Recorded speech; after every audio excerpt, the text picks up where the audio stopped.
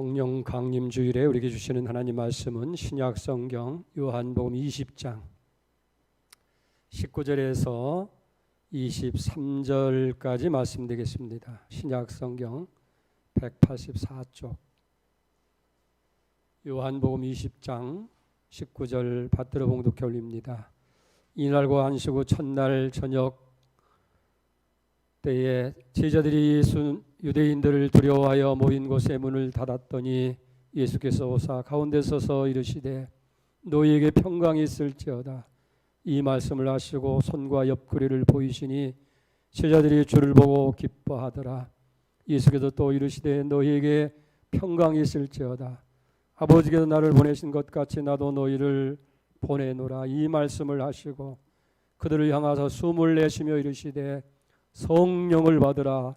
너희가 누구의 죄든지 사하면 사하여질 것이요 누구의 죄든지 그대로 두면 그대로 되리라 하시니라. 아멘.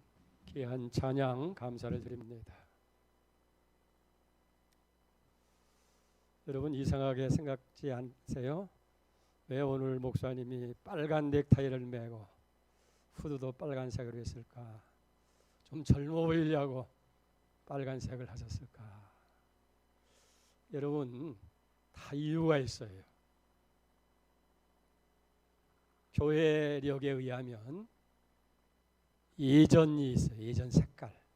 그래서 대개 이 부르는 걸 후드라고 하는데 이 색깔이 자주 바뀌게 될 거예요. 대개 보면 빨강, 흰색, 초록, 보라색으로. 이 빨강은 뭐냐면 1년에 딱 2번 고난주간과 성령 강림 주일에 쓰게 되는 색깔이에요. 그래서 할 수 있으면 빨간 넥타이를 매고 빨간 후드를 하는 거예요. 이건 예수님의 보혈을 상징하고 또 하나는 불같은 성령을 상징해서 빨간색을 사용하게 돼요. 그 다음에 흰색은 뭐냐면 승리, 환의, 기쁨, 성결 의미로 흰 후드를 하게 되어집니다. 부활절 같은 때는 하얀색 쓰지요. 그리고 초록색은 뭐냐면 소망을 얘기하는 거예요. 그리고 성장 또는 양육한다. 그 기간 동안은 교회에서 영적인 양육을 사용할 때는 초록색 색깔을 써요. 주로 성령 강림 이후에 초록 색깔을 씁니다. 그 다음에 보라색을 써요. 보라색도 딱 2번 쓰는데 사순절 기간 동안과 그 다음에 성탄절을 앞둔 강림절 기간 동안에 한 달 동안 그렇게 쓰게 되어져요. 그것은 엄숙한 것, 경건한 것, 그리고 또 회개와 죄를 씻음을 상징하는 그런 것들로 인해서 쓰게 되는 거예요. 우리는 교회의 예전의 색깔에 따라서 이렇게 달라지니까 목사님 아무거나 하고 싶은 대로 하고 나오는 것이 아니고 그 절기에 따라서 저렇게 하신다. 그렇게 이해하면 좋겠습니다. 오늘은 성령 강림주일이에요. 구약에는 오순절이라 6월절로부터 50일 되는 날이기 때문에 오순절 또 77절이나 초실절 첫 열매를 거두어서 감사한다고 그래서 초실절 77절이라고 그렇게 여기고 신약에 와서는 성령 강림주일 펜타코스트라고 얘기하는데 성령께서 임하신 날 그래서 교회력의 시작이 되어집니다. 그래서 오늘은 빨간 넥타이니까 오늘 여러분들 성령 강림주일에 성령 충만한 은혜가 임하기를 주의 이름으로 축복합니다. 우리가 예수를 믿으면 법적으로 하나님의 자녀가 돼요.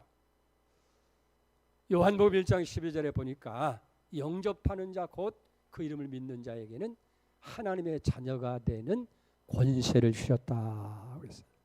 누구든지 예수를 내 생명의 주인으로 모시게 될 때에 하나님께서 우리에게 자녀로 삼아주시는 권세를 주신다고 말해요. 그런데 중요한 것은 자녀가 되면 다 끝나는 것이 아니라 이제는 하나님 자녀께 살기 위해서는 성령을 받아야 돼요. 성령 인도를 받아야 돼요. 그래서 로마서 8장 14절에 보면 무릇 하나님의 영으로 인도함을 받는 사람이 곧 하나님의 아들이라 그랬어요. 여러분 하나님의 자녀입니까? 아멘이죠. 여러분이 참 그리스도인입니까? 얼마나 교회를 오래 다녔느냐에 따라서 그리스도인이 되는 게 아니에요. 무슨 직분을 맡았느냐에 따라서 그리스도인이 되는 것이 아니라 예수 그리스도를 영접한 사람, 그리고 성령의 인도를 받는 사람. 로마서 8장 9절에 분명히 얘기하잖아요. 만일 너희 속에 하나님의 영이 거하시면 너희가 육신에 있지 아니하고 영에 거하나니. 누구든지, 그 다음 중요한 얘기예요. 그리스도의 영이 없으면, 그리스도의 영 성령입니다. 성령이 없으면 그리스도의 사람이 아니니라. 유명한 철학자 루소라고 하는 사람이 그런 얘기를 합니다. 인간은 보통 10대는 먹는 것에 의해서 움직이고 20대는 사랑에 의해서 움직이고 30대는 쾌락에 의해서 40대는 야심에 50대는 탐욕에 의해서 움직이고 60이 되어지면 명예에 의해서 움직여진다. 참 그렇다고 한다면 우리 그리스도인들은 무엇에 의해서 움직여야 돼요? 야심입니까? 명예입니까? 탐심입니까? 우리 그리스도인들은 성령에 의해서 움직여야 돼요. 성령이 인도하시고 성령이 이끄시고 성령이 감동하시는 대로 성령에 따라서 살아가는 것. 그렇기 때문에 하나님의 영으로 인도함을 받는 그 사람이 하나님의 자녀이고, 만약에 아무리 열심으로 신앙생활을 했다 할지라도 그 사람에게 성령이 없으면 하나님의 사람이 아니라는 거예요. 오늘 본문의 말씀은 여러분 잘 아시는 말씀인데, 죽은 자 가운데서 부활하신 예수님께서 절망과 좌절 속에 문을 꼭꼭 잠고 숨어있는 제자들 찾아오셔서 첫 번째 하신 말씀입니다. 22절을 보세요. 이 말씀을 하시고 제자들을 향하여 숨을 내쉬며 이르시되 성령을 받으라 그랬어요. 이게 방 안에 꼭꼭 숨어있는 제자들에게, 얘들아 왜 이렇게 절망 가운데 있느냐, 왜 슬픔 가운데 있느냐, 왜 두려움 가운데 있느냐, 이제는 내가 살았으니까 문을 활짝 열고 나가서 이 소식을 전하라, 그렇게 얘기하지 아니하고 왜 예수님께서 그들을 향해서 성령을 받으라고 그렇게 얘기하시느냐 하는 얘기예요. 여기에는 몇 가지 이유가 있습니다. 첫째는 뭐냐면, 여기 있는 이 제자들이 제자된 삶, 그리스도인다운 삶을 살게 하기 위해서 성령을 받아야 된다는 거예요. 예수님께서 하신 일을 제일 많이 본 사람이 누구예요? 열한 제자죠. 안진뱅이가 일어나고 눈먼 사람이 눈을 뜨게 되고 죽은 자가 다시 살아나는 기적들을 보고 오병이의 기적을 보고 놀라운 역사를 많이 받았어요. 또 예수님을 통해서 3년 동안이나 훈련을 받은 사람이에요. 제가 그뿐이겠습니까? 이 제자들은 자신의 모든 걸 다 내려놓고 예수님을 따르기 위해서, 예수님의 제자가 되기 위해서 그렇게 한 사람들입니다. 이만큼 왔으면 제자들의 모습을 갖춘 것이 아니겠어요? 근데 보세요. 예수님께서 십자가를 지시기 위해서 체포를 당하시고 끌려가실 때에 이 제자들은 제자들의 모습을 여기 보이지를 않는 거예요. 예수님의 십자가를 지는 그 자리에 제자들은 있지를 못했다, 그런 얘기예요. 또 예수님께서 부활하셨다고 하는 말을 들었지만은 여전히 절망과 두려움 속에 문을 꼭꼭 걸어잠고 숨어있는 모습, 이게 어떻게 제자들의 모습이겠느냐는 얘기예요. 적어도 예수님께서 이 제자들을 부르셨을 때는 제자를 삼으시려고 12를 부르셨다는 거예요. 그런데 보세요. 아무리 제자의 부름을 받았다 할지라도 그 부름이 제자가 되는 건 아니에요. 3년 동안 훈련을 받았다고 해서 그가 제자가 아니라 그런 얘기예요. 그렇기 때문에 예수님께서는 참된 제자가 되기 위해서는 성령을 받으라는 말씀인 거예요. 오늘 만약 예수님께서 이 자리에 오셔서 우리에게도 말씀하신다는 무슨 말씀을 하시겠어요?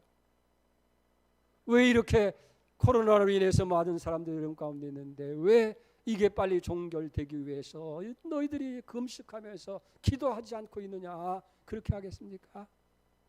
이런 때일수록 성경을 많이 읽으라고 말씀하시겠어요? 아니면 문을 열고 나가서 교회가 침체되고 있으니 성도들을 끌어서 교회에 와서 예배드리게 해라 그렇게 말씀하시겠어요? 오늘 우리에게도 동일하게 성령을 받으라고 그렇게 말씀하실 줄 압니다. 여기 우리가 알아야 될 것이 있어요. 우리가 주님의 부름을 받았다 할지라도 예수님을 영접하지 아니하면 그리스도인이 아닌 거예요. 아무리 오랫동안 우리가 신앙생활을 했다 할지라도 그 마음속에 예수님을 주님으로 모시지 아니하면 참된 그리스도인이 아니라는 거예요.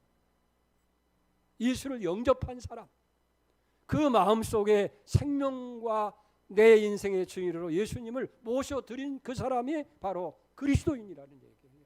그 사람이 하나님 제자라는 얘기예요. 임동을 앞둔 어느 성도가 있어요. 목사님이 마지막 기도하시기 위해서 그리고 구원의 확신을 주시기 위해서 그렇게 물었다는 거예요. 성도님, 구원의 확신이 있습니까?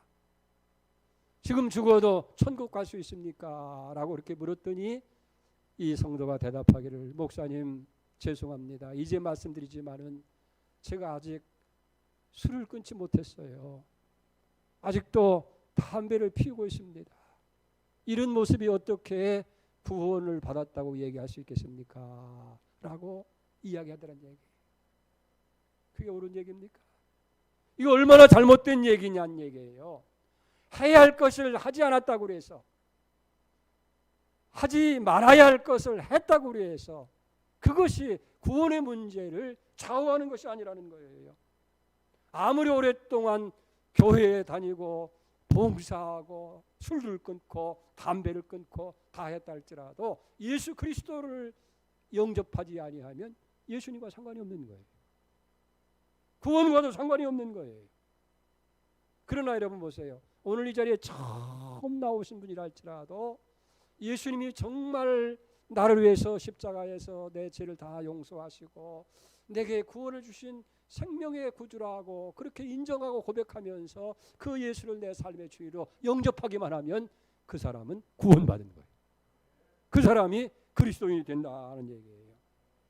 그렇기 때문에 예수를 믿는다고 하는 것은 다른 게 아니에요. 교회에 나온다는 것이 믿는 것이 아니고 교회에 나와서 예배 드리는 것이 교회에 나와서 직분을 갖는 것이 예수 믿는 것이 아니고 예수를 믿는 것은 첫째 예수가 나의 구원의 주님이라고 하는 것을 인정하고 고백을 해야 돼요.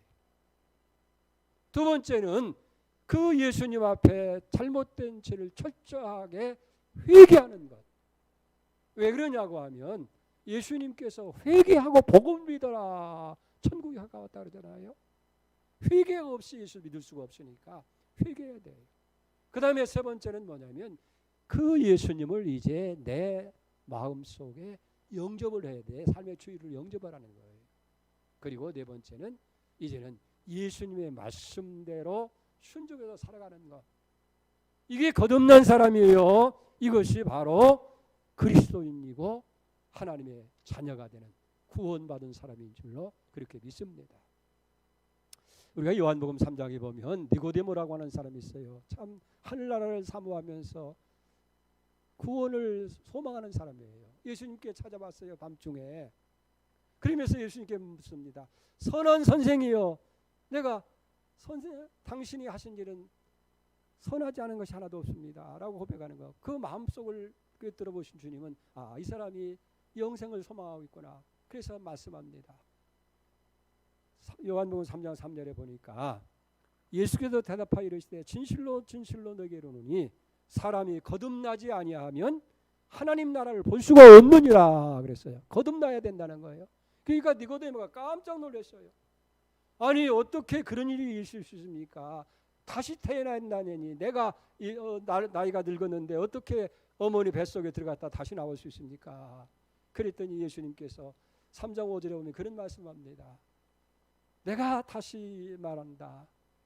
물과 성령으로 거듭나지 아니하면 하나님 나라를 볼 수가 없다. 거듭난다고 하는 얘기는 다시 출생하는 자연 출생이 아니라 그가 정말 예수 그리스도를 영접해서 하나님의 색소로 되는데, 그게 하기 위해서는 말씀과 성령이라는 거예요. 그래서 성령이 우리 가운데 오셔서 예수가 생명의 주로 믿어지게 하고 고백하게 만들고 그 예수를 내 주님으로 받아들이게 하는 역사가 있고서야 비로소 우리가 거듭날 수 있다 하는 거예요. 그렇기 때문에 여기 예수님께서는 성령을 받아라.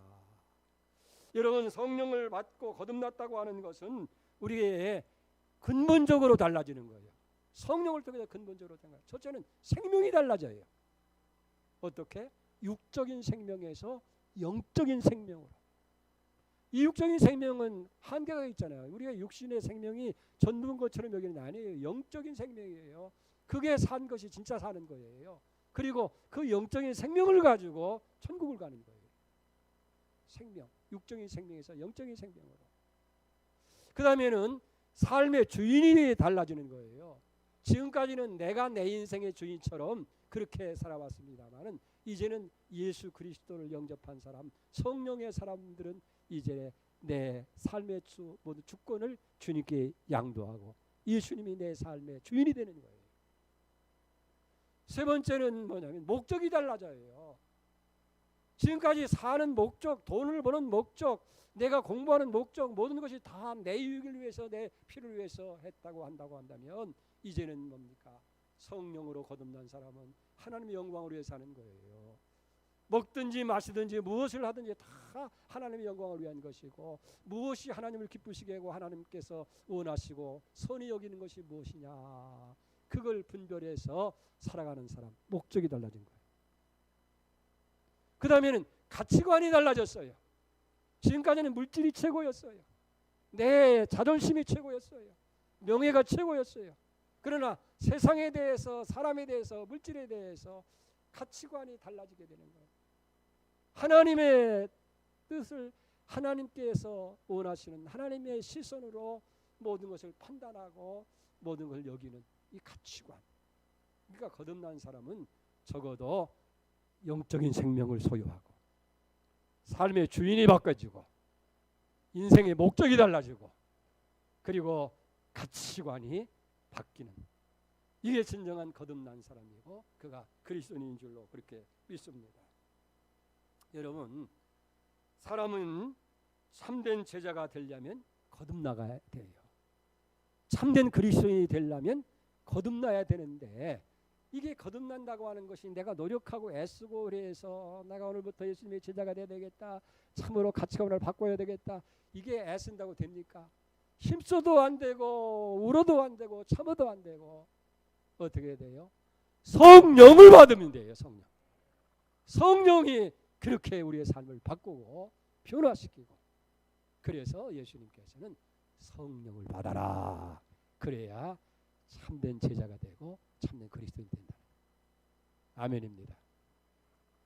두 번째는 증인된 삶, 부활의 증인된 삶을 살기 위해서 성령을 받으라 하는 거예요.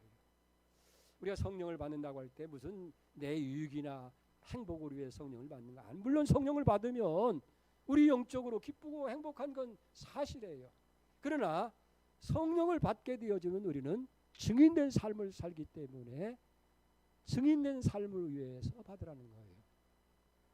자 보세요. 오늘 사도행전 1장 8절 말씀을 보면 오직 성령이 너희에게 임하시면 너희가 권능을 받고 그랬어요. 왜 권능을 주셔요? 이유가 있어요. 예루살렘과 유다와 사마리아와 땅끝까지 이르러서 내 증인이 되리라. 증인되는 삶을 살기 위해서 이제 성령의 능력을 주신다 하는 거예요. 무엇에 대한 증인? 예수님의 십자가와 부활.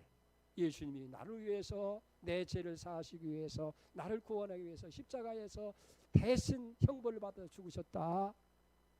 그리고 죽은 자 가운데 다시 삶으로 인해서 내가 죄가 속하고 하나님 앞에 의로운 사람이 되었다는 걸 확증해 주기 위해서 부활하셨다. 이걸 증거하는 증인이 되라는 얘기예요. 여러분 생각해 보세요. 죄로 인해서 멸망을 받을 사람인데 나를 대신해서 형벌 받아주신 분이 있어서 내가 죄 용서를 받았다고 한다면 얼마나 감격하겠어요. 내가 누구에게 100억의 빚을 졌는데 나는 도저히 갚을 수가 없는데 한준희 장로님이 대신 갚아줬다고 얘기한다면 얼마나 고맙겠어요. 그러면 뭐 우리 교회에 이런 장로님이 있다고 여러분이 간증하고 증거하지 않겠어요? 내가 잘못된 것이 있다고 얘기할 때에 그 잘못된 것을 대신 누가 해줘서 내가 자유함이 됐다고 한다면 얼마나 감격스러워. 죽은 자가 다시 살아났다고 합니다. 예수님이 십자가를 통해서 대신 죽어주시고 예수님이 죽은 자 가운데 다시 부활하셨다고 하니까 얼마나 감격스러운 거예요. 얼마나 놀라운 사실이에요. 여러분 좋은 일을 맞이하게 되면 누구나 자랑하지 않을 수가 없어요. 여러분 가정에 좋은 일 생기고 귀한 일 생기고 기쁜 일이 생기면 그거 입 다물 수 있어요? 가만히 있어도 그 웃음이 나고 마음에 울렁울렁 해가지고 이게 고백할 수밖에 없고 자랑할 수밖에 없고 자꾸 얘기하고 손자 자랑 뭐 자랑하다 보면 팔불출이 돼도 그리도 자랑하잖아요. 성령이 우리에게 임하시게 되면 예수님이 나를 위해서 죽으셨고 나를 위해서 사셨다고 하는 그 기쁨, 그 감격, 그 은혜를 가슴속에 묻을 수가 없으니까 증거하지 않을 수가 없다는 거예요. 그래서 여기 성령을 받으라. 여러분 사실 전도하라고 할 때 증인되는 삶을 할 때 얼마나 부담스러워요. 아마 그런 걸 거예요. 교회에서 제발 전도하지라는 말을 좀 안 했으면 좋겠다.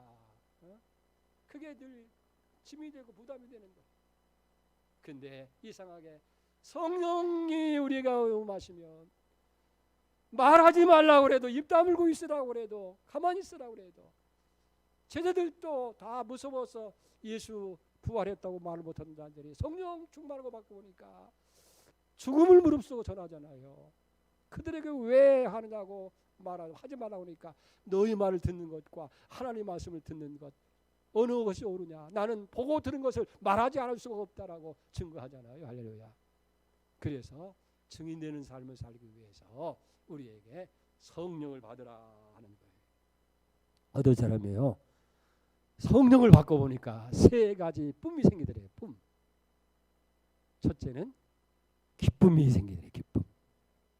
내가 하나님 자녀가 된 것이 기쁘고 구원받은 것이 기쁘고 매일 삶 속에서 예수님께서 나와 함께 동행해 주신다는 것을 생각만 해도 기쁨이고 그러니까 예수 믿는 것들이 뭐 가진 것도 없는 것을 저렇게 실실실 미쳤나 기쁨이 생기더라는 거예요. 두 번째는 예쁨이 생기더라는 거예요. 예쁨이. 남편이 예뻐 보이고 아내가 예뻐 보이고 자식이 예뻐 보이고 부모님이 예뻐 보이고 교회 목사님이 예뻐 보이고 성도가 예뻐 보이고 그래서 교회 생활에 즐거워지라는 거예요. 세 번째는 뭐냐면 바쁨이 생기더라고요. 바쁨. 네? 왜 바빠졌냐? 기도하려고 바쁩니다. 예배마다 참석하려고 바쁩니다. 전도하러 나가려고 바쁩니다. 교회에 봉사하고 교회 일하려고 바쁩니다. 바쁨이 생기더라고요. 성령 받으니까 기쁨이 생기게 되어지고 또 예쁨이 생기게 되어지고 바쁨이 생겨지고 이런 무엇이 바빠요? 성령 받으시고 교회 일에 바쁘시고 하나님 일에 바쁘시고 하나님의 영광을 위해 바빠지는 은혜가 있기를 축복합니다. 요한복음 20장 21절 말씀이 이렇게 얘기하잖아요. 보세요. 예수께서 또 이르시되 너희에게 평강이 있을지어다. 아버지께서 나를 보내신 것 같이 나도 너희를 보내리라. 이건 선구의 명령입니다. 아버지께서 나를 보내신 것 같이 나도 이제 너희를 보낸다. 이게 전도예요. 여러분 전도는 다른 게 아니에요. 같은 언어 같은 민족에게 복음을 전하는 것을 전도라고 하고 국경을 넘어서 인종이 다르고 언어가 다른 그런 타문화권의 사람에게 복음을 전하는 것을 선교라 하는 거예요. 그 예수님께서도 저들에게 성령을 주시면서 하시는 말씀은 아버지께서 나를 보내신 것처럼 나도 너희를 보내노라. 그렇기 때문에 우리가 성령 받아야 복음의 증인이 되는 거예요. 교회 존재 목적이 뭡니까? 성도의 존재의 목적이 뭐예요? 베드로전서 2장 9절에 분명하게 얘기하잖아요. 그러나 너희는 택한 족속이요 왕같은 제사장이요 거룩한 나라요 그의 소유된 백성이니 이는 너희를 어두운 데서 불러내어 그의 기이한 빛에 들어가게 한 이의 아름다운 덕을 선포하게 하려 함이라. 이건 구약 출애굽기에 있는 말씀을 인용한 것인데 왜 하나님께서 택하시고 왕같은 제사장을 삼으시고 소유된 백성이 되게 하고 거룩한 나라를 삼았느냐? 이유는 다른 데 있는 것이 아니라 너희들이 그렇게 해서 행복하고 너희들이 잘 살아라 그런 것이 아니고 우리를 어두운 가운데서 다시 말해서 저 애굽의 종살이에서 건져내시고 구원하신 이 하나님의 아름다운 은혜, 하나님의 아름다운 덕을 세상 만방에 선포하게 하기 위해서 그렇게 한다는 거예요. 그러니까 오늘 우리가 택함을 받고 제사장 삼으시고 하나님의 백성 삼으시고 하나님의 거룩한 나라로 삼아주신 이유가 어디 있느냐? 나 같은 죄인 구원해서 이제는 하나님의 백성이 되게 한 이 하나님의 은혜가 너무 크니까 이 은혜를 다른 사람에게서 선포해서 그들도 똑같이 나처럼 예수 믿고 구원받게 하기 위해서. 그래서 성도의 존재 목적이 증인되는 삶. 할렐루야. 사랑하는 성도 여러분, 성령의 역사가 없으면 증인의 삶을 살 수가 없는 거예요. 바울이 그런 체험을 철저하게 한 거예요. 아덴이라는 도시에 가서 복음을 전하는데 그건 교육의 도시예요. 철학의 도시예요. 지식이 높은 거예요. 그래서 바울은 이제 지금까지 전도하던 방법을 바꿔가지고 자기의 심오한 철학과 그 다음에 지식과 지혜를 총동원해서 변증학적으로 그들에게 예수가 뭐냐고 다 변증학적으로 설명을 했어요. 다 알아듣고. 왜? 그 사람들이 지식이 높은 사람들이니까. 근데 거기에서 실패를 하는 거예요. 바울이. 야, 이상하다. 내가 이렇게 지식적으로 철학적으로 변증학적으로 변론했는데 왜 안 됐느냐? 성령을 의지 안 한 거예요. 그래서 고린도 교인들에게 편지를 쓰면서 고린도전서 2장 4절에 보니까 내 말과 내 전도함이 설득력 있는 지혜의 말로 하지 아니하고 다만 성령의 나타나심과 능력으로. 할렐루야. 성령이 역사할 때는 우리가 지식이 좀 모자라도 언변이 조금 부족하더라도 역사가 일어나는데, 여러분 내가 아무리 지식적인 것을 가지고 말 잘하는 말의 언변을 가지고 사람을 변화시키려고 가서 1000번 만번 해봐도 변화가 일어나지 않는 거예요. 근데 이상하게 성령이 충만하게 될 때에 성령의 이끌림을 따라서 전도하게 될 때는 이상하게 상대방이 마음의 문을 열어요. 내 말에 권능이 생기게 돼요. 능력이 생기게 되고 하나님을 의지하게 되고 구원받는 역사가 일어나게 될 줄로 믿습니다. 그래서 성령 받으라는 거예요. 성령 받으면 절로 입이 열리게 되어지고 구원의 역사가 나타나기 때문에 성령 충만을 받으라는 거예요. 여기 제자들 또 보세요. 예수님이 십자가에 돌아가실 때에 제자들은 다 절망하고 낙심한 가운데 있잖아요. 자, 그런데 저들에게 부활하신 주님이 보여도 아무런 능력을 행하지 못해요. 베드로 같은 사람 뭐라 그랬어요? 다른 사람은 다 주님 버릴지라도 나는 절대 버리지 않고 다짐하고 또 다짐했지만은 자기 결심대로 안 되더라 그 말이에요. 이들에게 필요한 것이 뭐예요? 성령이 주시는 능력이 필요한 거예요. 오늘 우리에게도 마찬가지예요. 여러분 왜 우리가 입을 열지 못하고 왜 전도하지 못해요? 성령 역사가 우리 가운데 없기 때문에. 그렇기 때문에 성령이만 능력을 받는데 보세요. 예수님께서 누가복음 24장 49절에 보면 볼지어다 내가 내 아버지께서 약속한 것 너희에게 보내리니 너희는 위로부터 능력을 입을 때까지 이 성에 머물라. 부활하신 예수님께서 나가라고 얘기하지 않고 위로부터 능력이 입힐 때까지 예루살렘을 떠나지 말라는 거예요. 그리고 사도행전 1장 8절에 뭐라고 그랬어요? 오직 성령이 너에게 임하시면 너희가 권능을 받고 그랬어요. 그래서 사마리아 땅 끝까지 이르러서 증인이 되게 되리라. 성령이 오시면요 능력이 임하게 돼요. 아멘. 성령이 임하면 너희가 권능을 받는데 그 능력이 어떤 능력이냐? 첫째는 믿음의 능력이에요. 믿음의 능력. 자 보세요. 왜 제자들이 무능했어요? 왜 힘이 없었어요? 믿음이 없기 때문인 거예요. 세상에 성공한 사람들이라든지 출세한 사람들 가만히 보면 그들은 뭐냐면 신념 가지고 신념. 할 수 있다 하면 된다. 목표를 가지고 신념을 가지고도 성공하고 출세한 사람이 되었는데 우리는 어떤 사람들이에요? 우리 배후에는 능력이 하나님이 계시잖아요. 예수님 뭐라고 했어요? 나를 믿는 자는 나의 하는 일도 하고 나보다 더 큰 일도 하리라고 하잖아요. 할 수 있거든요. 무슨 말이냐? 믿는 자에게는 능치 못할 일이 없다고 말씀하시고 겨자씨할 만한 믿음만 있어도 산을 옮겨서 바다로 빠뜨리면 들이댈 것이고 너희가 못할 일이 없다고 그랬는데 왜 이게 믿음이 문제예요. 믿음이. 그런데 성령이 오시면 능력이 많은데 믿음의 능력이 많은 거예요. 그래서 믿어지는 역사가 나타나요. 하나님의 전능하심 믿어집니다. 아멘. 하나님은 나와 함께 하신다는 임마누엘을 믿어지는 거예요.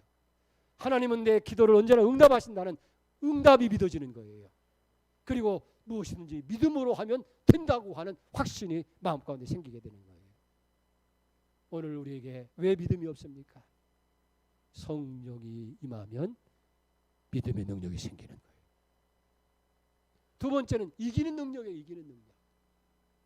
사랑하는 성도 여러분, 우리는 세상에 살아가면서 늘 영적인 전쟁을 하는 거예요. 우리가 그냥 살아가는 것 같아도요. 우리가 행동 하나하나 하는 것이 내가 뭐 실수도 하고 계획을 세워서 이렇게 하지만은 그러나 영적으로 생각할 때 보면 늘 악한 사탄과의 도전이에요. 두 가지인데 첫째는 뭐냐면 세상적인 유혹, 또 안목의 정욕, 세상의 자랑과 같은 그런 외부적인 그런 것들이 늘 오는데 이게 사탄으로부터 오는 거예요. 사탄으로부터. 이게 영적으로 모르니까 그냥 내가 실수하고 내가 욕심부려서 그러지만 그 욕심이 어디서 와요? 사탄으로부터 오는 거예요. 안목의 이 정욕이 어디서 와요? 이 사탄이 이상한 걸 보고 우리로 하여금 그렇게 생각하게 만드는 거예요. 그 다음에 두 번째는 뭐냐면 우리 마음속으로부터 오는 이 죄성, 부패한 타락한 죄성으로부터 와주는 그런 욕망, 욕심, 이런 이기적인 것들이 늘 우리로 해서 하나님 뜻대로 살지 못하게 만드는 거예요. 이게 영적인 전쟁이에요. 바울은 내가 늘 선한 싸움을 날마다 싸운다는 거예요. 그러면서 이겼다는 거예요. 그 이김이 어떤 노력이나 지식에 의해서 훈련에 의해 되어진 것이 아니라 내게 능력 주시는 자 안에서 내가 모든 일을 할 수 있다. 나를 능하게 하신 예수 그리스도로 말미암아서 성령이 오시면 우리로 하여금 이기게 하는 거예요. 죄를 이기게 하고 욕망을 이기게 하고 사탄을 이기게 하고 여러분 지금도 사탄은 계속해서 우리에게 도전해 오는 거예요. 그래서 성령을 받으면 이기는 능력이 생겨서 날마다 내가 싸우는 것이 아니라 성령의 능력으로 우리는 이기게 될 줄 믿습니다. 세 번째는 사랑하는 능력이 생기게 되는 거예요. 성령이 임하게 되어지면 사랑이 우리 가운데 오시는 거예요. 하나님을 사랑합니다. 교회를 사랑합니다. 주의 종을 사랑합니다. 성도를 사랑합니다. 그러니까 모든 것이 교회 일이 기쁘고 즐거운 거예요. 왜? 사랑의 성령의 첫 열매가 사랑이잖아요.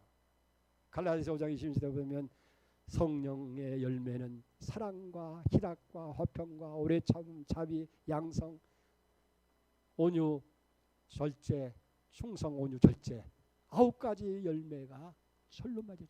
사랑이에요. 사랑할 수 있는 사랑할 수 없는 사람도 성령이 오시면 사랑할 수 있는 능력이 생기게 된다는 거예요. 그래서 원수까지도 사랑하게 되는 거예요. 아멘입니까? 그렇기 때문에 부활하신 예수님께서 성령을 받아라. 오늘 이 성령이 여러분의 임하기를 주의 이름으로 축원드립니다. 거듭나지 아니하면 그리스도인이 아니에요. 예수를 영접하지 않으면 그리스도인인데, 거듭나기 위해서, 그리스도인이 되기 위해서는 성령을 받아야 돼요. 성령이 나로 하여금 믿어지게 하고 깨닫게 하고 그걸 받아들이게 하시는 분이 성령이에요. 아멘.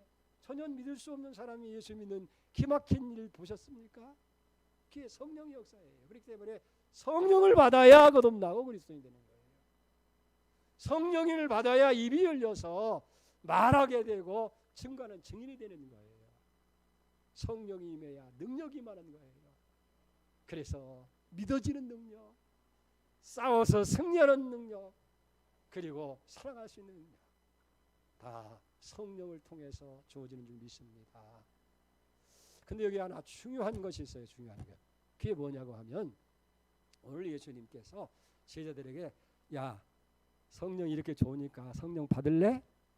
받으면 좋겠다. 그렇게 말씀하지 않았어요. 받아도 좋고 안 받아도 좋고 한 것이 아니라 이르시되 성령을 받아라 그 말이에요. 이 명령이에요. 명령.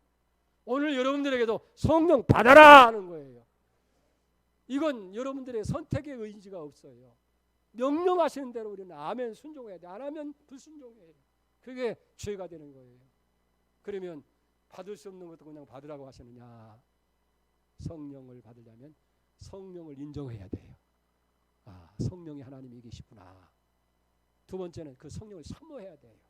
예? 그래서 여러분 늘 지금부터는 그런 생각을 자꾸 해보세요. 길을 하다가도 밥을 먹으면서 주여, 주여, 내가 또 잊고 삽니다. 또 이렇게 넘어집니다. 또 잘못됩니다. 성령이여 내게 오시옵소서. 성령이여 나를 주장하여 주시옵소서. 성령이여 내게 임하시옵소서. 사모하는 영혼, 갈급한 심령을 하나님이 사랑하시는 거예요. 마른 땅에 비를 내리시고 가란 심령에 채워주시는 것처럼 사모하는 마음이 있어야 돼요.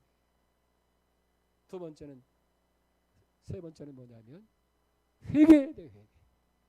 죄가 있는 곳에는 절대 성령이 역사하지 않습니다. 왜? 성령은 거룩한 영이기 때문에, 거룩하신 하나님이기 때문에. 그러니까 우리가 잘못된 것들을 다 철저하게 회개를 해야 돼요. 초대교회도 보세요. 베드로가 첫 번 설교할 때, 성령 받고 설교할 때 너희가 예수를 십자가에 못 박아 죽였다, 구원의 주를 죽였다고 할 때 그때 깨닫고 저들이 가슴을 치면서 우리가 어떻게 하면 좋겠느냐, 우리가 어떻게 했으면 좋겠습니까 할 때 사도행 2장 38절의 말씀이 뭡니까? 베드로가 이르되 너희가 회개하여 각각 예수 그리스도 이름으로 세례를 받고 죄 사함을 받아라. 그리하면 성령을 선물로 받으리라. 죄 사함, 성령 축복. 마지막 네 번째는 기도해야 돼요. 구해야 돼요. 성령을 날마다 구하라고 말해요. 우리가 누가복음 11장 13절 말씀에서 보면 세상에 악할지라도 좋은 것을 자식에게 줄 줄 알고 하물며 하늘에 계신 아버지께서 구하는 자에게 성령을 주시지 않겠느냐. 기도하면 성령 주신다는 거예요. 여러분 성령 받아야 될 줄 믿습니다. 그리스도의 영이 없으면 그리스도인이 아니에요. 성령이 거듭나게 합니다. 성령이 그리스도인 되게 하는 거예요. 성령이 증인되는 삶을 주십니다. 성령이 능력 있게 살게 하시는 거예요. 오늘 성령 강림주일에 다 성령 받으시고 이제부터 성령의 인도를 받아 살아가는 하나님의 백성 되기를, 하나님의 자녀 되기를 주의로 축복합니다. 하나님 아버지 감사합니다. 그리스도의 영이 없으면 그리스도의 사람이 아니라고 말씀합니다. 아무리 우리가 천년만년 신앙생활했어도 교회에 나와도 직분을 받아도 성령을 받지 아니하면 하나님의 사람이 될 수가 없는데 오늘 성령을 받으라고 말씀합니다. 우리 모두 다 성령 충만하게 하셔서 거듭나게 하시고 그리스도인답게 살게 하시고 증명된 삶을 살게 하시고 능력 있는 그리스도로 살아가게 하여 주시옵소서. 예수님의 이름으로 기도를 올려옵나이다. 아멘.